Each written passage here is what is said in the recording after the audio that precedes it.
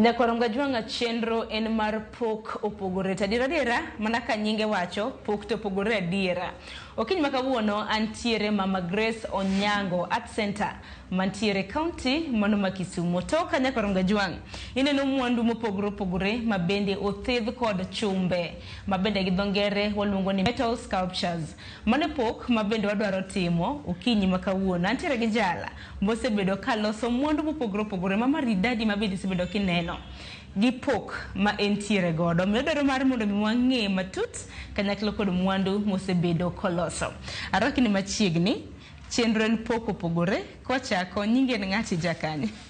Richard Udiwuor ajasuba kapon ne gwasi. To Richard pok mane mintiere godo nang'o mitimo? An ahero loso gik moko gi lweta tijewa mag art. Ma ahero loso sana. Mane pok ma Nyasaye nomiya. Dong nyisa ne Nyakoronga jwang nikech an anyiso gi ni metal sculpture samoro nyalo lere maloya. Kaka an jatij lwedo inyalo kao chuma tikete iloso kode gimoro ma ng'ato neno kendo neno ni gino nie mfano mar gimong'eyo.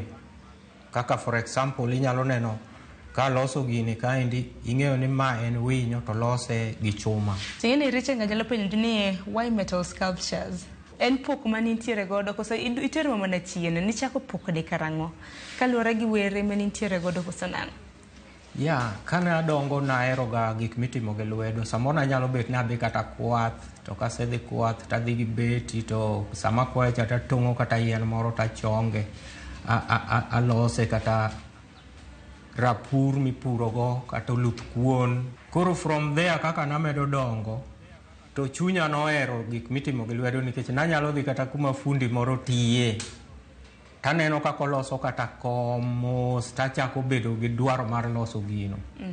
Koro kaka nadongo adhi mbele kamano kachako skul mar Polytechnic tadhi akawo mana tij bao. Koro na continue gi tij bao mang'e loso ambe furnitures. Ineno to tija mar nachako gi goro. Koro tijno iyudo ka gigi dhi together ok inyal loso gini ka ok inyal ng'e kaka ikuongo igore gi kalam. Koro itiyo gi kalam e goro image mar gino kae tichako manyo material tilose to wuok kamano endo. Manyiso ni kata mna kapok ichako loso metal sculptures nyaka bed ni igore kumoro. Ikuongo igore kumoro miyud mfano ne e shape ne. Koro idhi luwo e gimi material midwa lose go cha. Kiseluowe to koro ing'ado gine shape no kae tiriwo gi to dhi golo nigo kaka idwaro. Nikech Richard wacho ni dhi Polytechnic tisomo tij bao ochopo nade ma koro itimo gi weche? Yes, tij bao be en art. Ineno okonya kaka sani iyudo ni base mar gini the way ma frame go mano kikia udwako ok nyal timo. Koro en mana ni na switch e loso magi to udwak namna somo no be pod ahero nikech aloso gik ma kata ana wuon fundi ok nyal loso na kata tanda maninde kata mesa na atimo kenda. Koro an happy gi tija mana somo bende. To matimo sani to in bon en Nyasaye mamiya rieko matimo go gi. Ma koro en pok manonyuli godo. Yes, ma en skill mara wuone kama. Manaka sani dwach ni en pok mitimo full time. En gima timo full time kata se monda kuma dake abiro ka. To abiro mana purpose mondo abed kuma watiye ma samoro an gi material samoro maseloso go anyalo bet ni aplan loso moko tatege kata mana ng'ama nyalo biro ma nyalo dwaro kawo to koro yuda machiegi. To Richard kuom wacho adier metal sculptures ang'e ni chenro mar pok opogore kin thuolo malach mwasetimo ne onagi moro metal sculptures to miki giban nok opogore nikech chaka gima gintiere koda sigana ma bende ginyalo nyiso jopiny. Nyiso batut kotenre kod tich mitimo nikech waneno ranyisi mopogore opogore ma bende wantiere godo ge. Ndiga bende aneno malo kucho. Nyiso the passion behind it. Okay, kata kachako gi ndiga, wachakni achaka gi ndiga. Ndiga aloso ka anyiso ji kuma biashara mar boda boda no chakorego. En basic business ma ndiga wuon business neno chakore gi Uganda. Mano higa mar 1992 machako ng'ego wach mar boda boda ka dak Malaba. Koro kaka ne piny sudo odonjo Kenya ka. Koro ka jowa bendo chako time ne giyuto go emomiyo gitime nyaka koro chopo kuma gintie sani. Koro an owuon kaka ja art pacha nodhi ni alos ndiga ni mondo anyisgo kata sirikandwa ni ndiga ma aloso ni tij bodaboda ni okonyo jowa, to kendo the same time onyalo konyo uchumi mar piny Kenya ka. E yo mane? Bodaboda mineno aloso kane, alose ndiga to sani ji nigi pikipiki ni.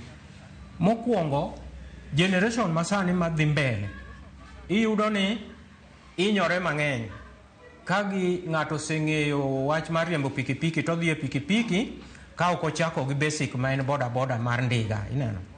Koro natime mondo nyis jowa kata sirikandwa ni owinjore obed ni gi organize seminars ne young generation makama up madwaro konyruok e yor pesa, mondo gikwong ging'i gi ndiga, mondo ging'i gi miluongo ni road safety, mondo o avoid weche mag accident ma hapa na pale. Koro kosepuonj gi mano, ka ng'ato lony gi barabara koro dhi e pikipiki. Koro accident koyude to biro yude ayuda kaka ang'o yud ng'ama ni kata gi gari, but koro ken gima common hapa na pale. Another thing, aneno ni kaloso bodaboda ni to obed expanded, sirikal odonjre mondo mi wayud kaka wanyalo yudo kata bodaboda e piny Uganda kata ji 300, e piny Kenya ji 300, e piny Tanzania ji 300. Koro waloso gimiluongo ni East African Bodaboda Sacco e Kenya ka. Mamano kotimore to biro yudo ni jogi even 5 years ginyalo gero asset mo maduong' kabisa in Kenya ka, to sirikandwa nyalo yute gino, pinje ma jogo ae bende gimbe gini dhi benefit gi. Koro mano emomiyo ncha loso ma mondo achop that message. Manyiso ni duto te miloso nitiere koda puonj ma bende ipuonjo godo jopiny. En gi puonj mapek, mano puonj mapek ma kotim implementation makare, tibiro yudo ni onyalo uplift our economy in another way. To kibedo piny tiwacho ni dabiro gi metal sculpture, ang'o mabiro e pachi mar mondo milos mwandu gi? Okay, sama iparo timo gimoro, apa ni Nyasaye be medo medi paro. Kuri wacho ni atim gini, the way I chose to using them with the metal ni durability mar item maloso. Obed gima ok kethre kiny, obed gima kobedo gine to obudho, at least onyalo puonjo joma apiny kanene. Tingeni bathi kanyo bende wan gi gita, wan ga gi chenro moro ni ng'e jothumbe wa, obiro ga chieng' tich abich, chakre saa 2 nyaka saa 3 mar okinyi. Koro biro odiochieng' bang' pok opogore. Koro nikech ng'e jothumbe wa bende biro bang' pok opogore mondo chieng' tich abich. Taneno gita no, to king'iye gi wang' ma iye nyakwarom ga juwang', ok anena gita okadho ka. Akene gita ni to diwach nang'o? Erokamano. Ka chako ni wach mar gita ni, gita en instrument mar music. The main title mar gini momi alose en music. To kwa wuoyo kuom music, music en gima nochakore chon monyuol ji oyudo. Ji join mana on the way. To ng'among'e kuma music nochakore tik tik, mana kwa dok kende Biblia ni music noage piny kabisa kapok generation kata magwa gi ochopo. Koro ka wuoyo kuom music, music en gima ji ohero. Music near churches, music near schools, music near everywhere. Koro music en gima ber, en gima kelo puonj maber, kendo music keto ji together. Koro mano emomiyo I decide mondo alos this instrument, musical instrument, mondo aler go history mar music, especially kuma music koro nochako bede recorded. Ineno? Wayudo ni in history, wan gi gimiluongo ni machinery ma wasungu nobiro, technology mobiro mano chon ni wera lively, to ji miel or ji winjo wende mag kata puonj mag kata church nini. Koro sani music wasungu nokete modhi obedo e machinery. Koro en gi kako bedo recorded, machine nyalo wer kacha to uno lingu winjo, koro ken dhano live. Inano? Kuro mano no medo value kabisa e music. Momio, the first music machinery mane giloso niluongo ni gramophone. Gramophone ne tiyo kod majira, nokotigi battery, nokotigi steam, according to that technology during those years. Kuro wayudo ni ka wan gi plate inside here mar gramophone, wan gi plate mar record player. Koro kaka recording ne dhi giluore gi kamano, then wan gi this album maneno oko kan. Koro from there technology medo dongo, ji ng'iewo radios, wayudo ni later odonjo e radio cassette, ma cassette mar radio ni ne mako information, o record music the same time onyalo mako gimoro kaka koro wawuoyo ni to record inano. Mano technology sudo. Koro idho wadonje video makoro inyalo goyo thum to kendo neno ji pictures. Mano technology idho, mano pod awuoyo mane music. Mano music recording. Odhi mochope CD. CD ni be wayudo ni nitie CD ma audio to kod ma video manyiso. Technology sudo. Wachako wagik gimiluongo ni diskette. Diskette en recording gadget ma tiyo korka mako any information. Inya tiyo kode kaka file, inyalo record gige ni e file, idhi kode computer, itiyo kode kanyo. Kuro osuda mo chope gimiluongo ni MP3 player. MP3 player like this one, en bende o record music, kendo o record kata information moro, ngato gimoro nyalo timo kata CDs nyalo ne tiyo kode e dhi record information moro mane gimanyo, to giyudo to gi record kanyo. Aya wan gi flash disk. Flash disk ni bende en mana recording. Kuro kaka recording dongo, odongo mo adwa chope gimiluongo ni mem card, ma koro aketo malo kamogik. Mano mem card. Inano. Koro ka tieko wach mar recording, king'iyo malo ka ibiro yudo ka keto letter P. Letter P means gik mang'eny, but with gimomiyo alose akete kanyo, akete ka the meaning of progress. Ni dwach dhano kochopo, ose progress en gi pesa, ineno, en ng'ama koro well off, gimo nyalo timo kogike pache ni having good time, ineno. Hanno ka gijuso. Koro mane kit ngima dhano. Koro king'iyo bath gini ma ibiro neno gik matiyo go ka, gin metal moko chain, moko metal, moko kamano moluoro music instrument ni moketo dier. Tiende ni all these things atiyo go kaka inyalo bede dala tichielo dala ni. Music needs security. Nikech jowa mang'eny ma musicians oseyuagore mang'eny kaka gi neno lal mang'eny. Koro magi aketo ni mondo owinjore bed ni sirkandwa keto bidi mondo mi jowa kik yuagi e yor security ni mondo music obed secured. Mondo joma timo music o benefit music. In gun yero thum emomiyo ni samoro ni loso gitana. Nenore. Aero music. Koro king'iyo surface ni asewuoyo e chumbegi, king'iyo surface ni biro yudo ka wire color gold. Koro awacho ni music is like gold. It's a precious thing. Yani many people are responding to.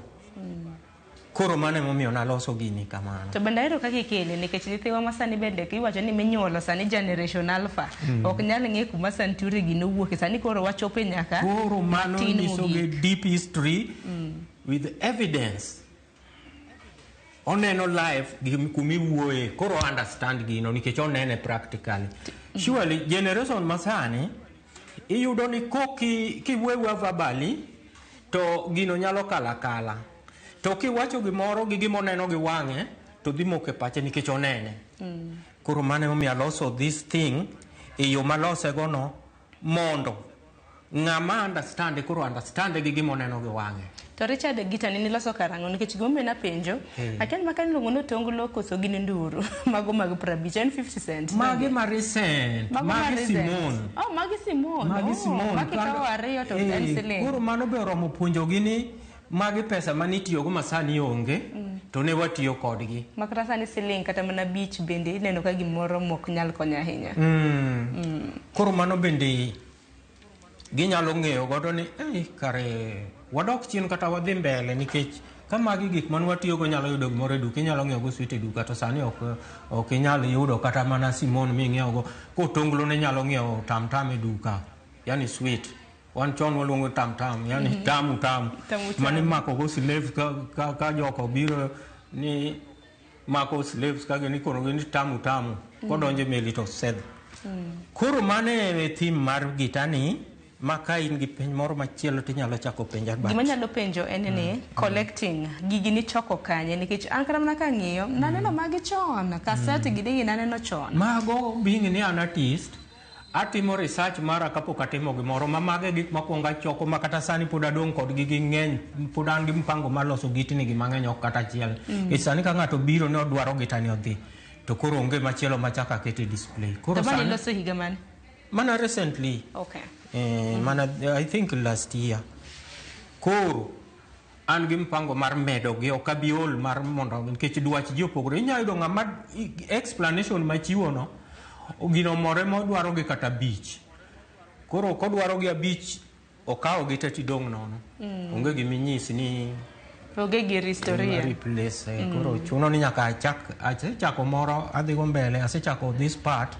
Kuro adwa mana tima mostly gige na dhi mos nikech gig kata material miwinjo iwacho mag metals go adhi scraps adhi ang'iewo gi takelo kuro plan go kaka timo gika. To nitiere ndalo ma bende kata mana piny wacho na kumo dwaro mano mar choko chumbe iwacho ni maga scrap ge. Lakini in kaka jalner ma bende osebedo ka tiyo koda chumbe mano no affect nade to dok ramna scrap sani affect nade nikech ng'eni ng'ato nyalo kawo mwandu ni to keyo to dhi ter chumbe ne scrap ok one gimi loso godo makare. Manto diere sirkal ne nigi purpose mar ne timo stopping yore mag scraps go nikech ne yudore ni gik mang'eny iyudo ni like gigi choko gitero gi e masin dhi rego gi tichako itiyo kodgi. Ting'eni kuonde mane giayo originally maybe nitie components moko ma jogi ne loso go gigi mako oselosi obedo used to kodwoke odhi obedo recycled to koro odhi obedo weak. Koro iyudo ni gigi kano ger kodgi kata poles moko mag stima to ne gore piny nego ji inyo ji. Koro President former President Uhuru Kenyatta ne gitemo stop gigo ni mondo kik gibed nikech noyudore ni e Kenya ka nitiere recycle materials yani mang'eny mitiyogo giduoko ge masin dhirego gi to ichako gine. Koro yudo ka original bedo gi teko maloyo recycle. Koro negi se compare magine ni gigo nyalo kelo damage.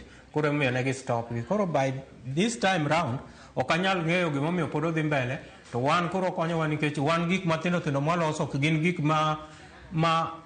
madongo manyalo nego ji machalo kaka poles mag stima. Wan waloso gima kelo puonj moro matin kaka koro ineno mane en onge gima nyalo kethe e yo mayot. To chumbe tindi igolo kanye nikech thothne dong'ani no kitiyo gi metal sculptures. Ema wacho kuma wagolo geno wagolo gi Kibuye e kama wang'iewo ge.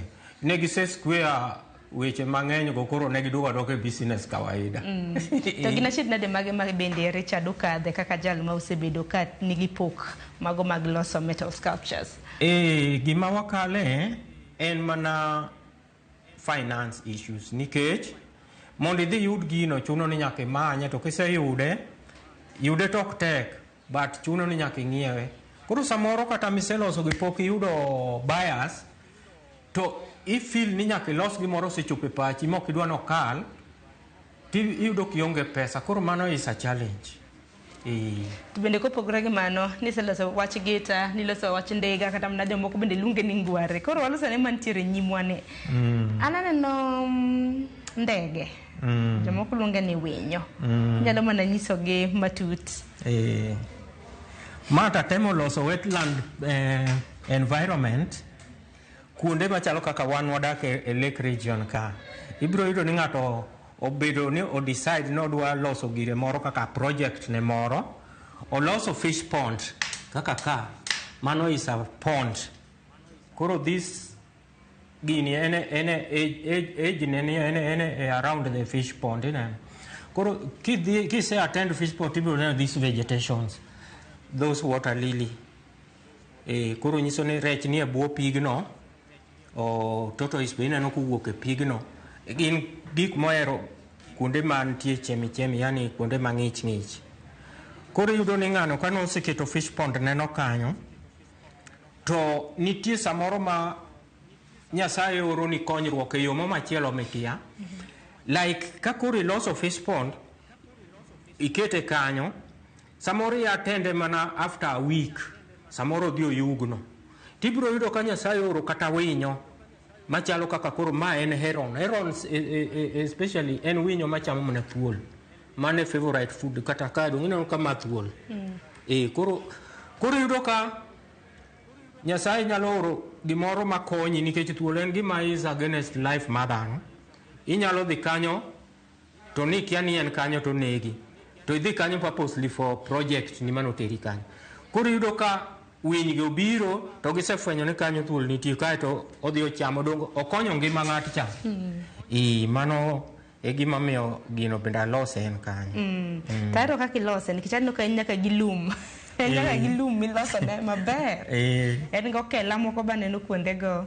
Mago gik mabede swampy places kuonde machalo fish ponds go bedo gi gik makamago. Koro I indicate gimoro ka gimoro giko.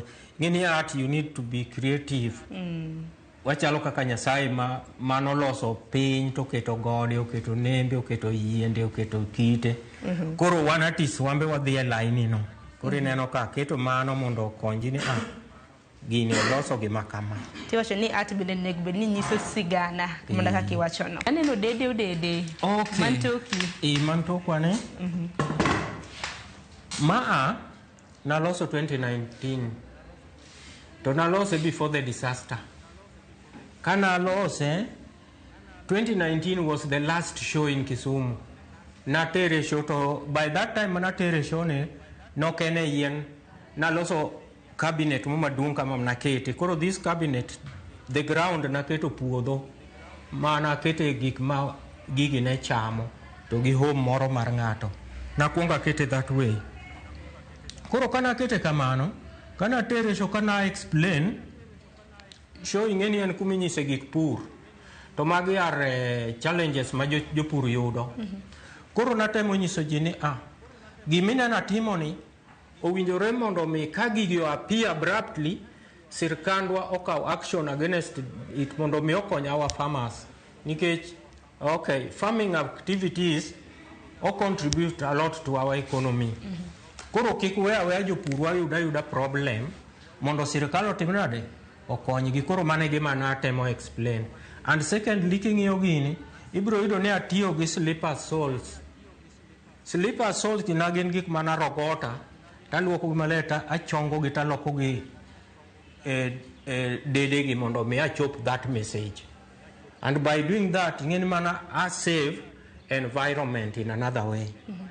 And the time I explain awuoyo gini, I educate people about gimaloso. Mano be under education.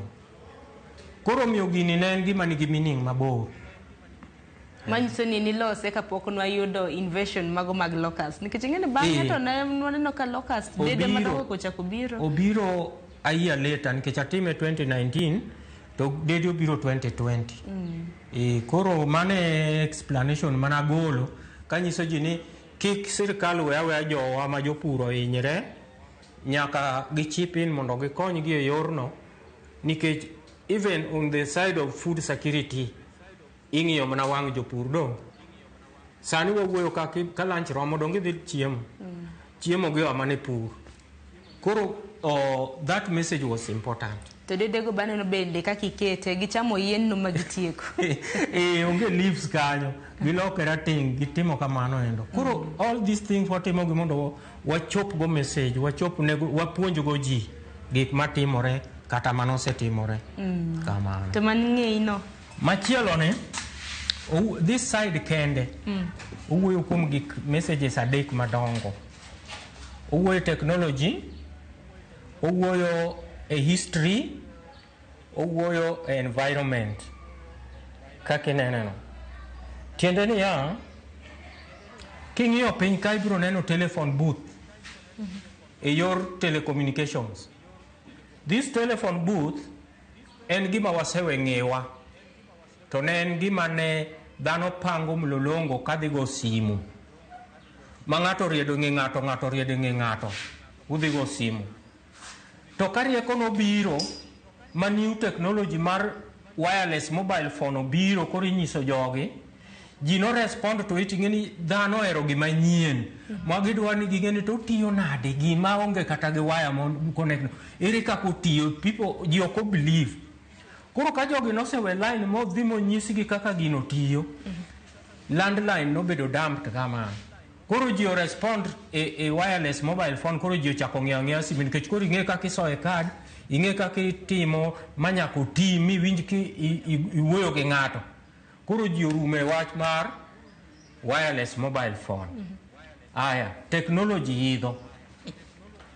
Technology no idho kamano, odongo ka yien madongo. Iyudo ni before independent, ne wan gi gimoro ni East African Community, Kenya, Uganda, Tanzania, we were sharing one currency. Magi currency, real money, mane idhi Tanzania, igole mfuko ni ng'iewo gimoro e duka koke welo. Miketo malogo gin pesa ma. Ochakore ela tema pinygi. Kia ela tidhi ndururu, yani 5 cents. Kia ndururu tidhi otonglo 10 cents. To gigi duto yudore ni by that time ne ging'iewo gimoro e duka. Ne maisha ber. Ma inyalo yudo ka pesa mathin ng'iewo gimoro e duka. Koro after independent, Kenyatta bede telo, koro Kenyatta loso magwa. Kenyatta dhi mbele, Kenyatta thought 78 owene Moi bendo took over. Moi bendo chako continue loso magwa. Koro yudo ka maisha dongo kaka yien.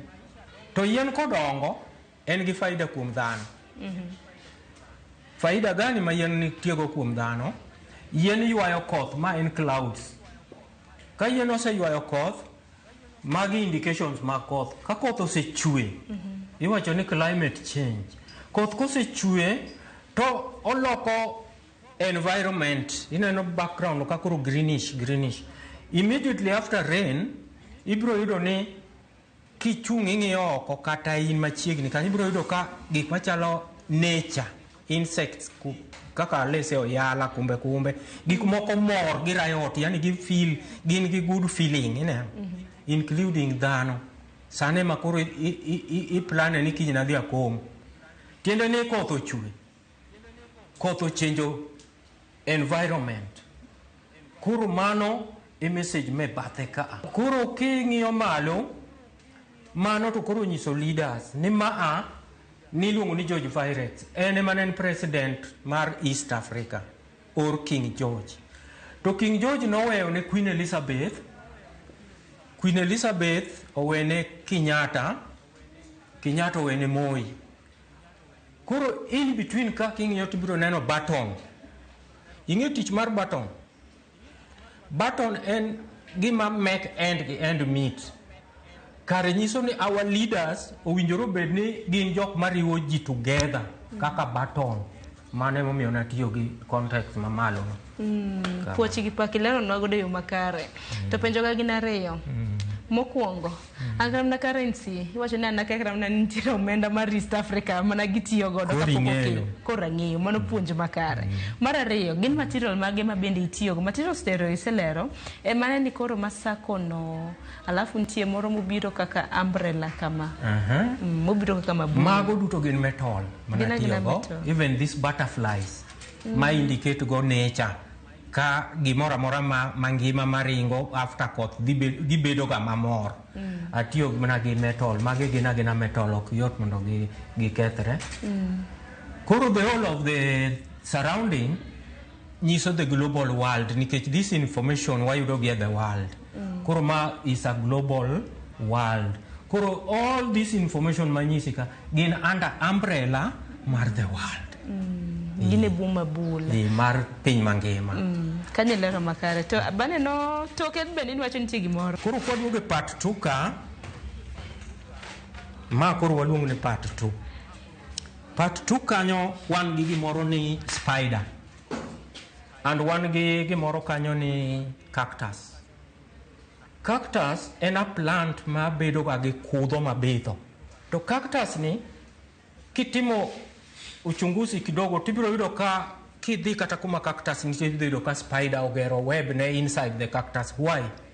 Nikech ong'eyo ni spider nini cactus nigi sharp thorns manyalo protect from enemy manyalo attack ni dhi chame nikech en gima tin.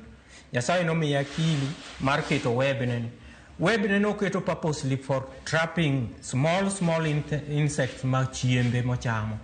Koro en owuon ibiro yudo kogero ode moro piny e buoye kanyo ma kodembore ode no to winjo ka net neno web neno yiengni to ng'eni gimoro osemoke mondo odhi ocham. Koro kosedhi to yudo ka winy ariyo grab chiembe chamo.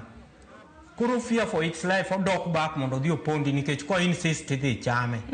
Ineno. Koro these two birds e ngima dhano wan gi robbers. Ng'ama rito ni selos obiro grab kumi mondo odhi okonyre go. Koro the whole of this side mar this picture en gima encourage ngima dhano, owuoyo kuom dhano ni owinjore ng'ato ka ng'ato otim gire o benefit e gire moloso moko rely e gir ng'ama chielo kaka koro winygo. O encourage working hard to achieve what you want. To paro mane manintiere godo kocha cha ni seleronwa kaka evolution kaka ngima chal to koni bende enena gik maloso ngima ere kaka ne koro nikete obede gimoro achiel. Yes, donge koro nyaka kaka ng'ama tisi you think critically. You have to think deeply to give out the full information about gimiloso. Koro mane momiyo natimo mani keche this cactus obviously kiwuotho ibiro yudo ka timo uchunguzi ibiro yudo ka nitie web mare to winyo biro yudo ka chiemb mbui no moko e web ma en small insect to chamo mochako keth kata gino. Koro mbuyang duogo timo mana repair kendo enena gi bidi ne mondo mi at least oyud gima okonyorego. Koro gigi there is that similarity between animals and man. Tiende ni gik ma animals timore kuom animals moko kuom gitimore kata kuom dhano. To Richard, nikech koro ma en poko mintiere godo tigeni poko bende kelo yuto donge. Mar mondo mi us mwandu makamagi lero nwa customer kabiro ilero negi omondi koso kesi nyiso kaka iusoge. Customer ko biro nitie customers mama gino ber ne en odwara koro koseng'iewe odhi kode kose ginene samoro ko penji kata nini tiende nango joma riek kata lese bias moko moero art oseng'ega ni art nigi gimotemo puonjo. Like recently nwauso ndigni moko ka ne kagi seng'iewo to ne giduogo back magipenja ni what can you tell us about these spikes. Koro na explain negi nobedo negi maber magikawo magidhigo. To customers magi gin ng'agini? Ng'ata nyalo biro afure na or japiny nyalo gina aseuso negi jok ma jok kuondegi kata joko. Richard, en puonja achal ka gima ntiere history class. Acha pada ni pak puoch gi pak. Ema ne sir bende iseyudo ngene sirikal county ma Kisumu nikech ntiere Kisumu. Bende gisebedo ka gima ko badu jok mantiere creative industry. Podi kabisa pokaneno. Ma igni ma sebet katimo kata koro peace work na maduong project man go masani asetieko godo 13 years onge ng'ama nose contribute na kata a single cent.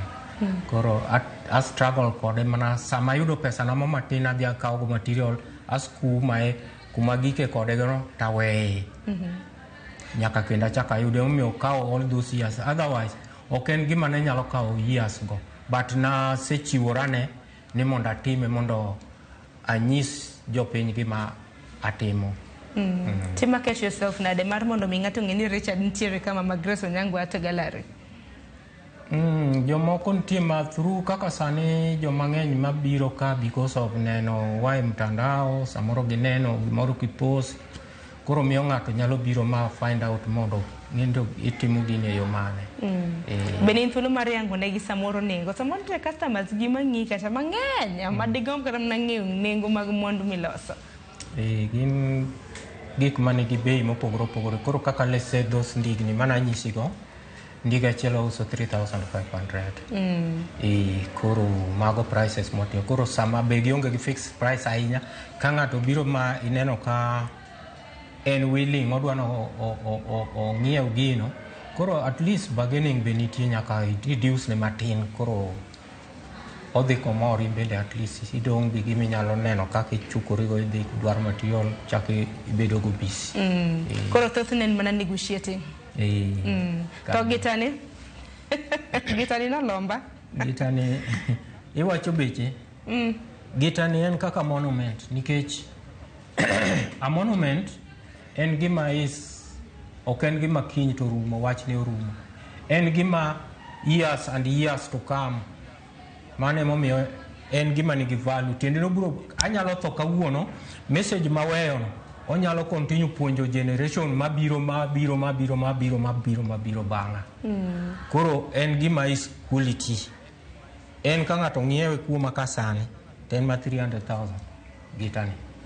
Nikech obro last long. En gima nigi indication mabor.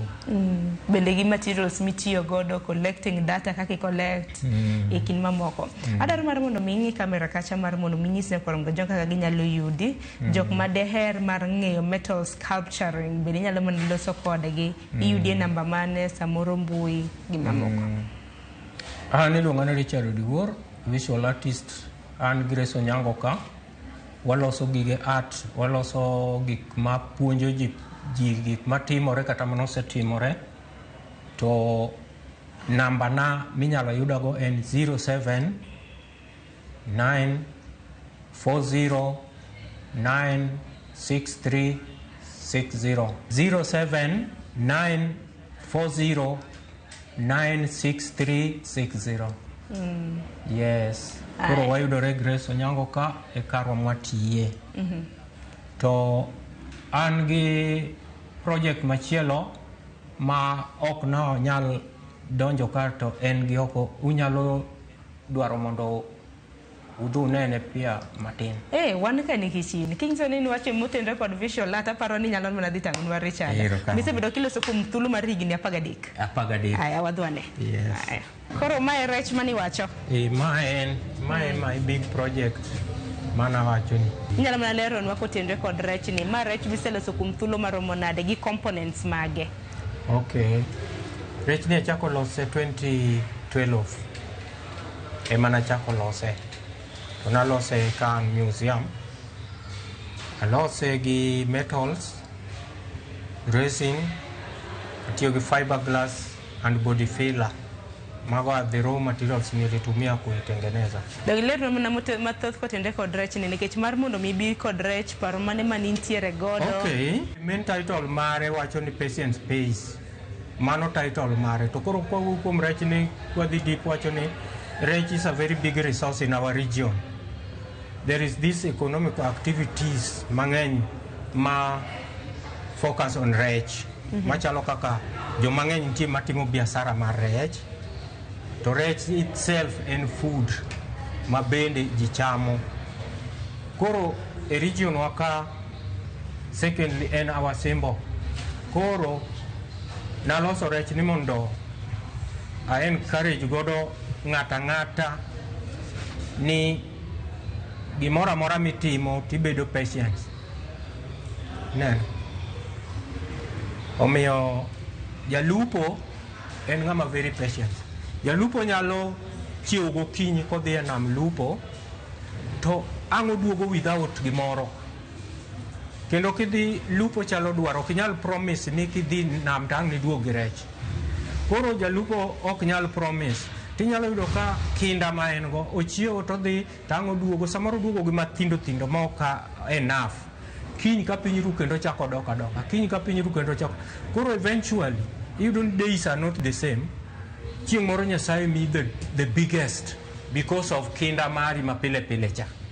Mane momiyo aloso rech ni ka I encourage go ji moro itiyo ka in patient e gimitimo. Terechni naneno ka nitiere koda scales, dibed ni en bende olose gi metal, kese ba neno gik moko machal ka orange kamano, manjano. Gik maloso go rechni mo indicate scales gi magi gin bottle tops, gin wi chupa mar soda, mar kong'o. Peke. Peke. Ema loso godo scales mare, mondo mi onenre rech, ka ng'ama nenre ni ma rech. Okay, kiwuoyo kuom magi gin gik miluongo gi kisungu ni egg spots. Egg spot gin gik ma bede fin mar rech machien kaendi. Gin gi tich gi. Tiende ni rech minena loso ni, kare en rech ma male, it is male fish. Emomiyo en gi gigi. Koro gimomiyo en gi gigi ni male fish, sama female need fertilization, obro cheso gi gigi.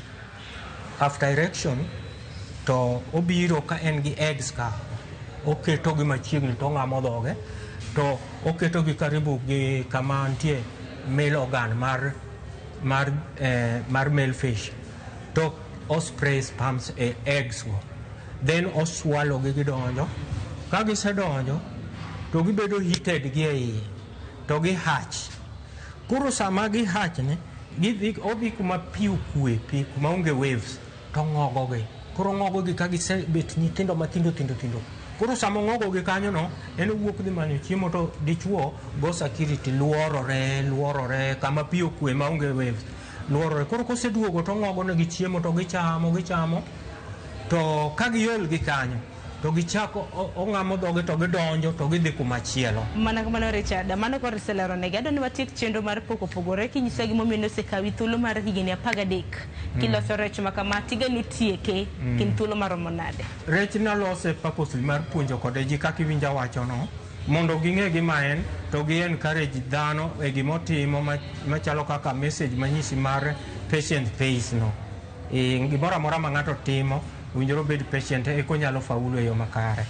Kwatieko koro wachni mogik debe dang'?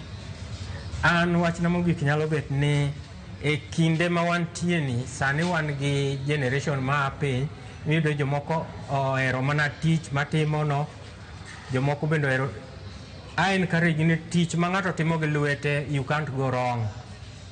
Kata budho to ibiro yudo ni better late than never, to nyaka yud gima ni gombo yudo cha. Koro ng'ama nigi intention kata nigi interest e loso gik moko, to wa encourage ni gibiya ka wapuonje nyithindo ma dwaro ng'eyo tijwa mwatiyo no, wapuonjo gi apuonja. Erokamano ahinya Richard, puonj makare ma bende isumo ne nyikwara Mgajwang'. Kanyakla koda an nikech an bende apuonjora. Wacho ni chenro mar okinyi ma kawuono bende apuonjora weche achiel ariyo adek kotenore kod metal mano sculptures. Erokamano ahinya kuom nyiso puonj makare. Thank you. Erokamano ahinya. Ne nyikwara Mgajwang' gi kanyo bende makelo e giko mar chenro mar pogore. Mana ka pile en poko mwasumoni mar mondo mi bed koda riekni mopogore. Waloso kanyo gi Richard ma bende osebedo ka loso, iwacho ni visual arts mago kotiyo koda metal sculptures. Achiel kuom gi en ma bedo nyisa ni en higa mar 13 ka bende odhi nyime gi loso rech maket kod ma. To kilo bende nonyisa kanyo ni kilo en adicha?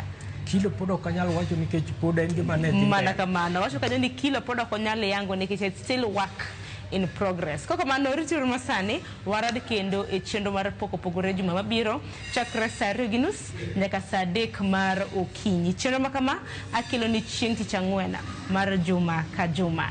Nyinga Sharon Ong'ao, rituru masani.